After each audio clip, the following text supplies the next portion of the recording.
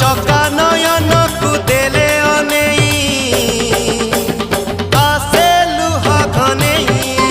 तोर कड़ा बदन को देले अनेई आसे लुहा घनेई